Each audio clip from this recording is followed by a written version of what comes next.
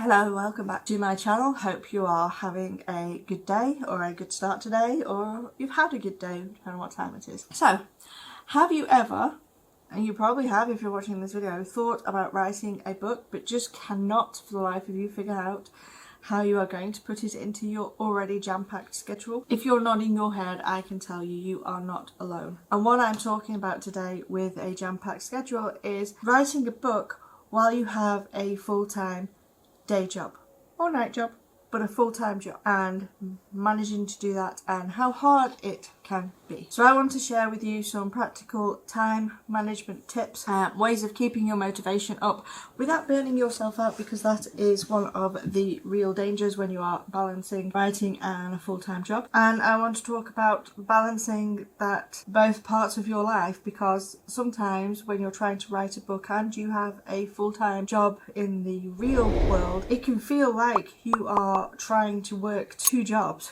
and then you've got all your house and home stuff on top of that. It can feel so super hard. The main real challenge I think that everyone will face that's trying to write a book while they have a job is time. There just never seems to be enough of it, and after you've had a long day at work, finding the energy to sit down and write can just feel like this complete uphill battle. You're not just battling the physical fatigue, but you're also fighting against the mental exhaustion, and it can make the act of trying to balance these two things just feel very daunting. So when I was first trying to write books back in the early 2000s, I was working a full-time job. I worked 40 hours per week. I also had 4 children at home who needed my attention and care and getting to school. I still have a husband with me to help with that, but he was also working full-time. In fact, he had 2 jobs. He had his job that we did during the day, and then he had a job in the evening running his own business. So time was very hard for us, and you know, my day started with, we would get up around 7 o'clock, get ready for work, get the children to school, be at work for 9 o'clock, work all the way through till 5-6, pick the children up, take them home, feed them, get their homework done, let them have some playtime, keep on top of cleaning the house, because obviously when there's 6 of you living in a house, it gets messy. There's laundry to do, dishes to wash. I still have 2 cats. You know, there was responsibilities that needed doing. Then the kids needed to have showers, get their pajamas on, go to bed. And so it didn't ever leave a lot of time for me in the day to get writing. And back then I used to sit down and write probably around 9 o'clock in the evening, sometimes 10, and write till about 11 o'clock midnight. And in that there was also things like getting myself ready for work, making my lunch and meals for the next day at work, getting my own shower. There was also having my own little bit of downtime to myself, so it was fitting it all in, but I did still manage to get work done. I think one of the most important parts of that for me back then is there was, as you've just heard, my phone going off. There wasn't one of these to distract me, and I think that was a big help, but I'm digressing. One of the things, probably the first tip I'm going to give you, is setting an achievable goal for yourself. So it can be so easy to say, yeah, I'm going to write 10,000 words this week, I'm going to write 20,000 words this week, I'm going to write a blog post every day, I'm going to do this, that and the other. And we often, and I am still guilty of this even though writing is now my full-time thing, I over plan what I am able to do. I plan as if I am going to be the best version of myself every single day when I sit down, and most of the time I am not my best version of myself. Even now when I don't have the full-time day job, I get tired, I'm cranky, moods up and down, the house is still busy, my children might be grown up but I've still got children living with me, and there's just so much going on. And even when I had a full-time job, there would be days where I was just super tired. Maybe I'd had a lot of meetings back then, maybe there was something at work stressing me out, a project we were working on that I couldn't figure something out, so that was occupying my mental space. And so it depends what job you're doing, and every kind of job comes with its own stresses, be it if you're in a managerial position or you are someone working retail. You know, when you're in retail or hospitality and you're on your feet all day and tired and dealing with people and customers all day long, you're tired when you come home. So you need to set yourself achievable goals instead of these mass monumental things. And I think one of the things with setting the achievable goals is there are a lot of writing groups on social media, on Facebook, and we see people who are writing 10,000 words per day and they've got 3 full-time jobs, and how are they doing it? But their life is totally different to your life. You don't know how they are working, because back when I had full-time job and 4 children at home, I used to get a pretty massive word count daily. But I'm a fast writer. I write in writing sprints, and I will do 3 20-minute writing sprints in an hour with 5-minute breaks between each of those, and in 20 minutes I can write about 1,200 words. So when I say to you, oh, I wrote 6,000 words last night, I only wrote for 2 hours, but that's because I can write 3,000 words in an hour quite easily, because I don't edit as I write, I don't even correct typos, I literally just spit out the words as I am working, and it looks a mess. There are red lines everywhere, it is full of typos, but other people write completely different to me, and that's fine. So you need to set achievable goals, and even if I had a full-time job, I would not be aiming for 6,000 words a day, because those 6,000 words that I know I can write in a day are my best self showing up. I would maybe set the goal of I'm going to write 5 or 6 chapters this week and then work through them. It might be that I am going to write 1,000 words a day. That is my goal. It would also depend on if I had any deadlines, if I was publishing, or if I was just trying to write my first book. There are so many factors in this when setting your goals, but you need to set achievable goals that are realistic and based on your life and your capabilities, and whatever your capabilities are, they're perfect. If you can write 250 words a day, that is brilliant. You do that every single day, you're still developing a good writing habit, and you're still getting your way to finishing your book. And a caveat to that is, it is okay to actually push and challenge yourself, but just be careful not putting too much pressure on yourself. Another tip is schedule your writing, and you need to schedule it like an appointment with yourself. So I used to schedule my writing to be from 9 o'clock at night. Most of the times it was 9 till 11 o'clock at night. 11 o'clock I would go upstairs, I would have a bath and then read and go to bed. I was asleep by midnight, and that was fine for me because I was waking up at 7 hours sleep. I'm one of these people that lives on 6 hours sleep, totally fine, but you might not be. You might need 8-9 hours sleep, so you need to work it out for yourself. I have a friend that wanted to finish his book, and he was getting up at 5 o'clock in the morning and writing for an hour before getting ready for work at 6. So you need to schedule your writing time into your day, and sometimes that might come with a little bit of sacrifice. You need to prioritise your writing pretty much.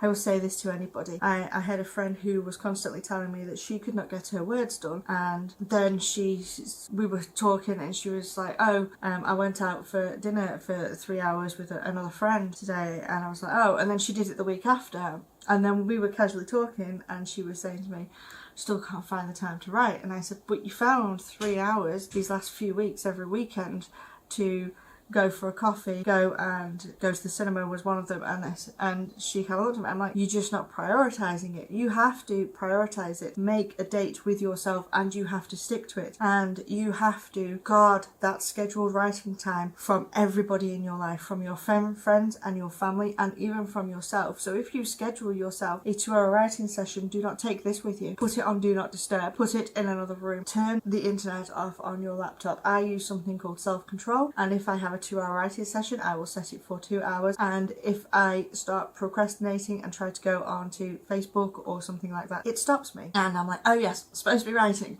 back I go. So schedule it with yourself, but make sure you keep that schedule like important. But there are maybe some sacrifices that you have to make. There may be some things you cannot do, all the things. There are only 24 hours in a day, and you may have hobbies that you dedicate a lot of hours to every week. Well, which do you want the most? Do you want to partake in a hobby, or do you want to write your book? That's down to you. Neither is right or wrong. But if writing the book is what you want more than the hobby, then you might need to steal some of that time. You are only one person with the same amount of time in a day as everybody else. One thing I did used to do when I worked full time is I used to write in my lunch breaks. I used to write in my breaks. I used to carry a notebook around with me. I worked in an office, so I used to have a little document shrunk in the corner of my screen, and I would type in downtime at work. And so I could sometimes come home from work with 1,000 words per day written in between. When I was studying, I also had a notebook for writing, and I would scribble and write. So you might not be able to get a big writing time, but you can maybe be snatch time throughout your day. When I was at university, I used to have a half an hour train journey, and so what I would actually do was go to university early. So I would use that train journey, and I could write on that train journey most of the time, depending on how busy the train was. Then I would go to uni, and I had about 45 minutes before lecture would start, so I would give myself half an hour of that 45 minutes. The rest of the time was to go to the bathroom, grab a coffee, and then get seated, and then do that. And then I would be able to do some writing on the way back, and that might even just be reading what I'd written earlier that day and correcting it because you've had time to stew on it. So sometimes writing around your day job is snatching time, but make it if you find there are times you can snatch time, make it a regular habit. I, for years, wrote in my lunch break, and they weren't even scheduled. It's just I was so in love with my story that I looked forward to my lunch break and would write in it, because that was like, yes, this is my time to jump into my world and to, you know, just have some fun with my characters. Another tip is creating a productive environment for yourself. So if you say, oh, today I'm going to write from 7 till 9, but you don't have a place to go to write, and you're trying to write sitting on the sofa with 3 children running around, the dog's barking and the TV is on, maybe you can write like that. I can't. Maybe you have to have a little desk, but maybe you don't have an office, so maybe you go and sit on a chair in the corner. Maybe you go and write in the kitchen. I have done my writing in the kitchen. I got one of those bar stools, I sat at the kitchen counter, shut the kitchen door, I'm writing, leave me alone kind of thing. I had this get some noise cancelling earphones or some music. I am one of these people that writes to very loud music. I have some earphones that I just whack on, can shut the world out, and because I can shut the world out, the noise in here kind of helps me get into a creative flow. And even now, when I don't have a job, do have a busy house, I still have to get myself into this creative writing environment, and I can't always get into my office because if the children are home, they are in there, and it's just impossible sometimes. So getting that writing space, and eventually if you use the same writing space, what it will do, it will trigger you that this is your place to write every time you sit. When I was at university and needing to write essays, I found that home life was not my best writing space. What I actually found was the library was my best writing space. Even if there was no one at home, going to the library was so much more productive because my brain wasn't thinking, well, I need to get some washing on, I need to do the dishes, I need to, you know, hoover, vacuum, I need to do some dusting. I couldn't do any of those, so I couldn't distract myself. And there is my error. I did not charge my camera, so the second half of this video is on my phone, but we're working with what we've got, right? So I touched on this before, and one of the big factors is minimizing distractions. Can't show you my phone because I'm recording on it, but that's one of my big distractors even now.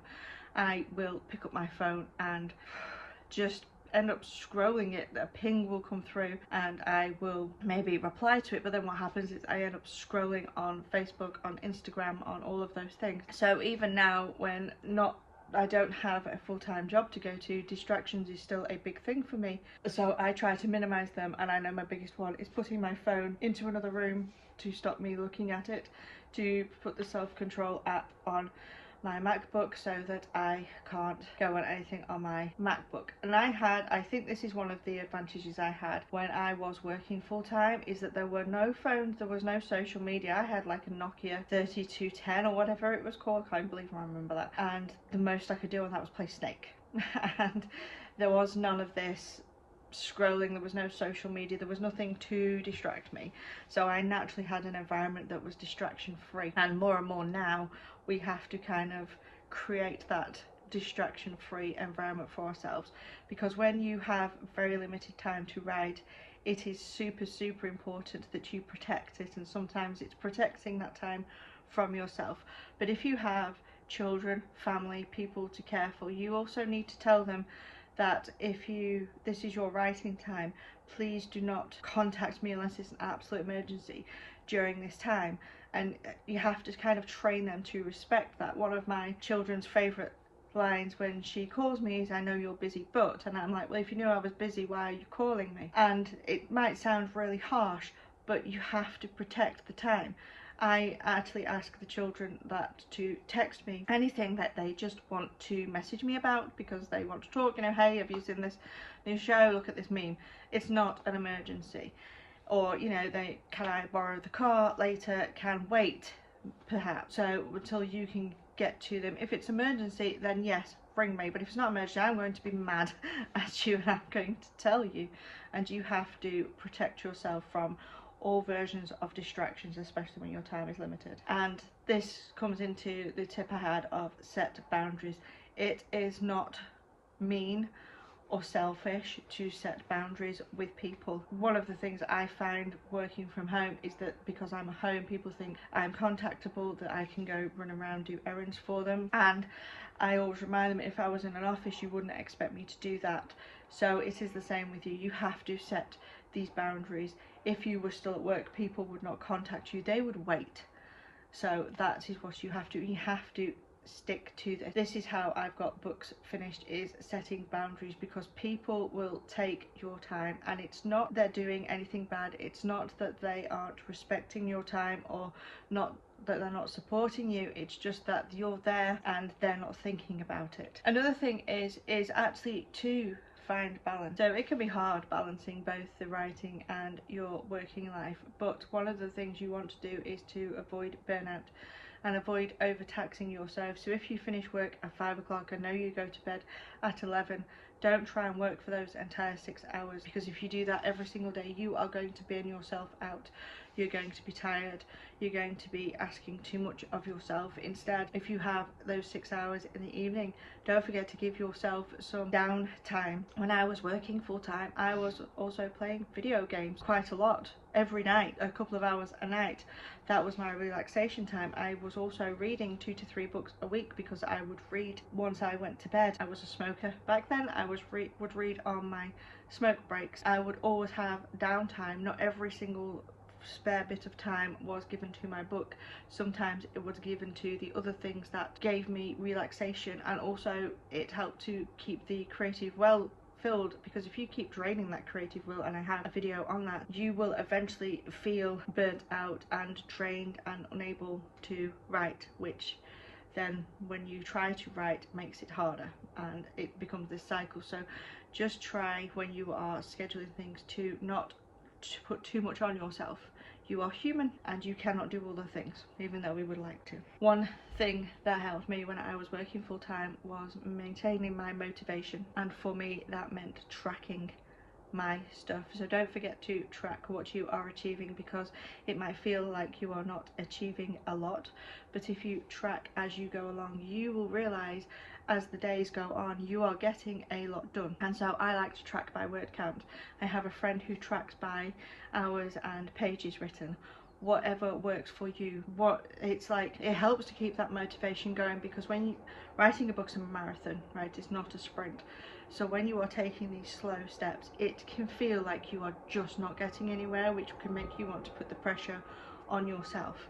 But if you track every day what you're doing, one of the things I do at the moment, and I would have done this if I'd have thought about it years ago, is I have a notebook, and every day I write the date and I write what I wrote. So for me, I track word count because that's what motivates my personality type. And there are some days where that word count is 100 days, and there are some days when that word count is 10,000 days, and I will write what went on that day and how I was feeling and when I wrote. And what will happen is you can track yourself through this, so not just what you achieved, but also the time of day you wrote, how you felt. You can notice if there's moods, if you have health conditions that go up and down, and this can give you a really good insight, but also really good motivation, because you can see yourself progressing through to the end of your book. The last one I'm going to say is utilizing weekends and holidays. And I am not going to say to you that you need to write all weekend, because you have Saturday and Sunday off.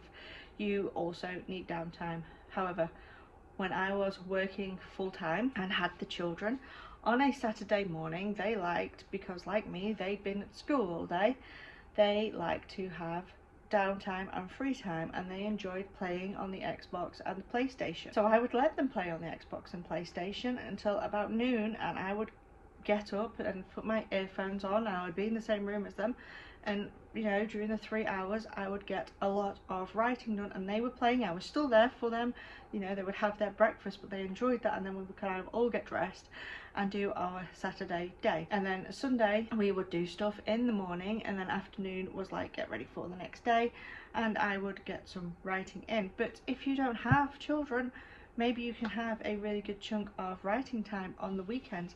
I did get a lot of my writing time on the weekends. On a Saturday evening, they had late nights, they liked playing video games, they liked watching movies and stuff, and I am one of these people that can sit on the sofa and write while there's stuff going on around me. I think I trained myself to do that because I had the children around. But on the weekends, use those weekends, or if you've got holiday time coming up, give yourself big chunks of writing time, but schedule them in. Don't try and to use all the hours just for the writing. It can burn yourself out. But that's it really. But what I will say is, be kind to yourself. Writing a book is hard. Having a full-time job and writing a book is also hard. If you are tired, if you have a lot going on, don't beat yourself up just because you only got 100 words, or you didn't get any words because you'd been in meetings all day and something terrible happened at work and you're just feeling drained. Track it.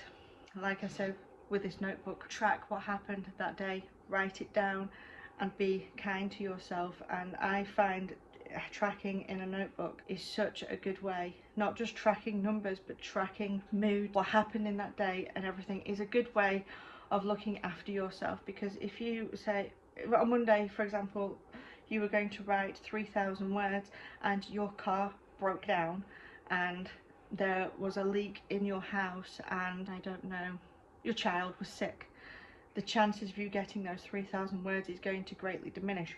Write what happened on that day, write what you managed to do, and write something good about your writing. I had all this stuff go on, but I, instead of writing, sat and edited a page. Brilliant. You have to, when you have a full-time life going on around your book, you have to adapt all these things. But I'm going to go now because running out of time. I'm running out of time because I actually have to check out of my hotel. So I hope this video was helpful. If you have any other suggestions for balancing working and writing a book, feel free to pop them down in the comments. I'm going to head off now. Give this video a like, channel a subscribe, and smash that notification bell, and I will see you next time.